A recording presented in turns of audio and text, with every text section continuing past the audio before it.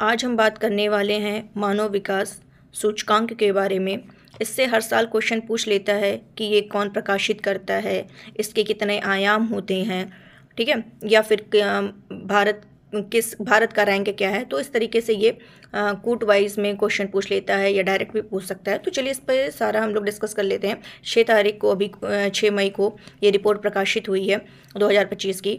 तो पहले तो ये ध्यान रखना कौन इसको प्रकाशित करता है, तो UNDP यानी संयुक्त राष्ट्र विकास कार्यक्रम के द्वारा ये 2025 वाली रिपोर्ट जारी की गई है और इसमें 193 देशों के आधार पर रैंकिंग दी गई है, जिसमें इस बार जो है इस मानव विकास रिपोर्ट में सुधार किया गया है, सुधार दर्ज किया गया है। भारत के स्तर पर देखा जाए तो सुधार किया गया है, यानी 193 देशों में भारत का जो रैंक है वो 130 है, 130 स्थान है, ठीक है। और 2022 में इसकी रैंकिंग कितनी थी, 133 थी। जो 133 थी यानी 3 स्थान अब क्या है, ऊपर चढ़ गई है, यानी कि इसमें सुधार हुआ है, ठीक है।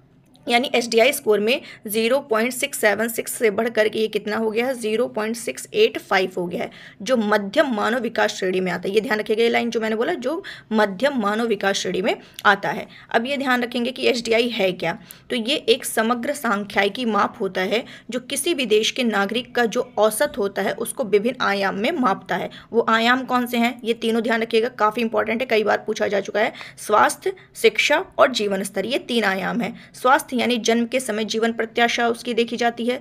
शिक्षा में शैक्षिक की जो प्रत्याशित अवधि और अभिनव शैक्षिक अवधि है वो देखी जाती है। जीवन स्तर में देखें तो प्रति व्यक्ति सकल राष्ट्रीय आय और PPP ये जीवन स्तर में देखा जाता है। और ये जो पहली बार वर्ष 1990 में हबल उल हक और क्या कहते हैं अमर सेन के नेतृत्व में ये प्रस्तुत किया गया था। और ध्यान रखें कि ये जो आंकड़े दिखाए गए हैं तो इसमें पता चला है, मतलब स्पष्ट है, क्लियर है कि भारत ने शिक्षा और स्वास्थ्य में प्रगति दर्ज की है। आय स्तर में भी सुधार देखा गया है, ठीक है। तो ये 1990 के बाद से अभी देखा जाए तो 53% से अधिक की वृद्धि इसमें हुई है, तो ये ध्यान रखिएगा। और अगर देखें टॉप प्रदर्शन किसने किया है, टॉप जैसे आइसलैंड हो गया, नॉर्वे, स्विट्जरलैंड दोनों एक स्थान पर हैं, सेकेंड रैंक पर हैं। आइसलैंड फर्स्ट पे है, डेनमार्क हो गया, जर्मनी, स्वीडन, और निचले स्थान पर सबसे नीचे स्थान पर जो है 193 पे जिसका रैंक जो कि 193 देशों की रैंकिंग दी गई है, दक्षिणी सूडान है।